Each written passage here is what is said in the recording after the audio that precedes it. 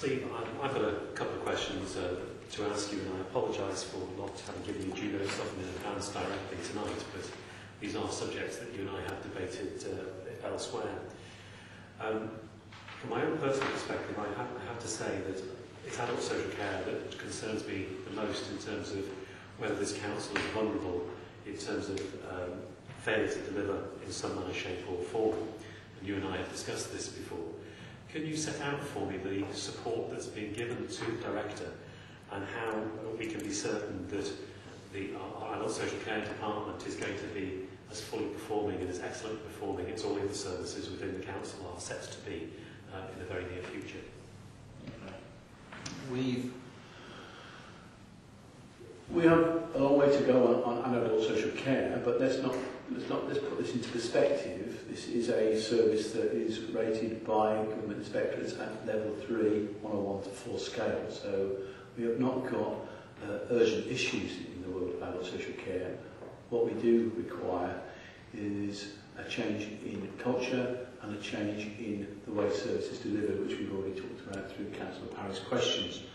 The real challenge is how we drive through culture change and we drive through some technological change. We've inherited a lot of issues within adult social care. The director and I have discussed those at great length, and we have strengthened the senior management team to help us to drive through that change.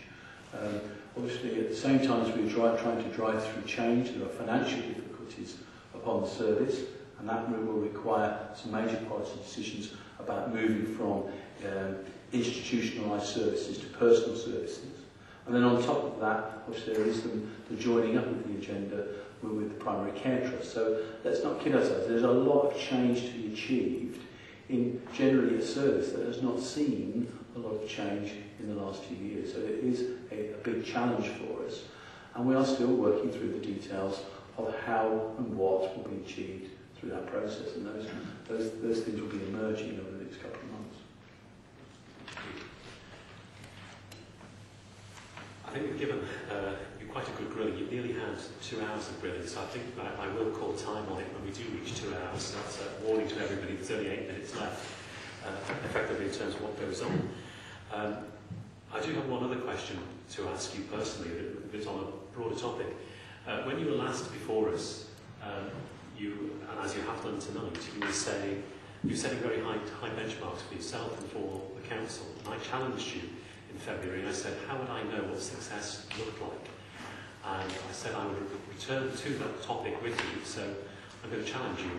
How do I know what success looks like for you? Because I'm not doubting what you're telling me, but I can't feel it, see it, smell it, or measure it at the moment. So how do I know that you are being as successful as you say you are?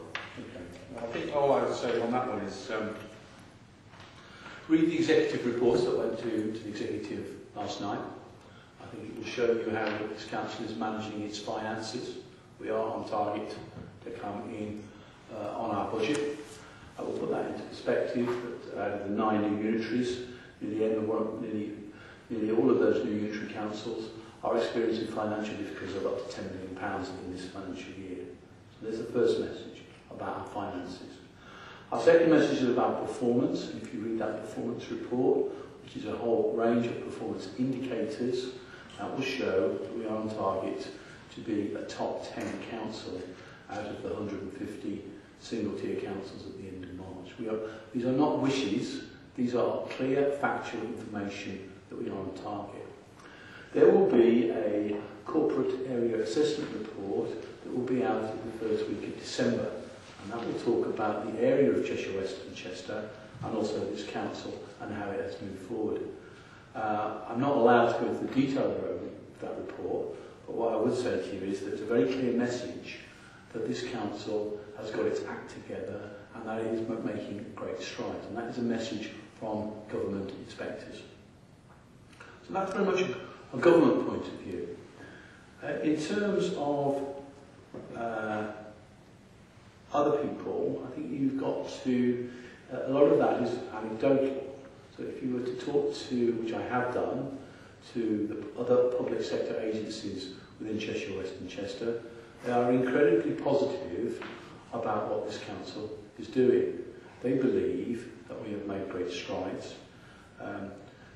That is backed up by discussions I've had with many private sector businesses in Chester, where again the message is very clear.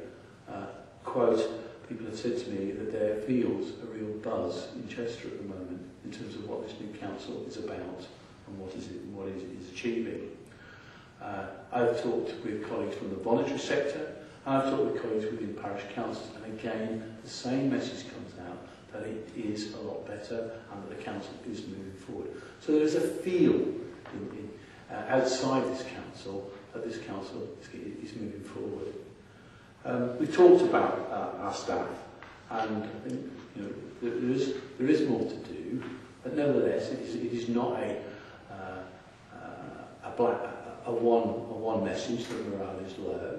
The morale is different in different places in this organisation, and certainly the general view is that those people who are clearer about what the council is trying to achieve and are physically and closer to the leadership of the council, they feel incredibly confident about what we're trying to achieve. So I think the message is there are statistical facts to back up that the council is moving forward, and on top of that there is a feel within both the organisation and the borough that the council has made great strides.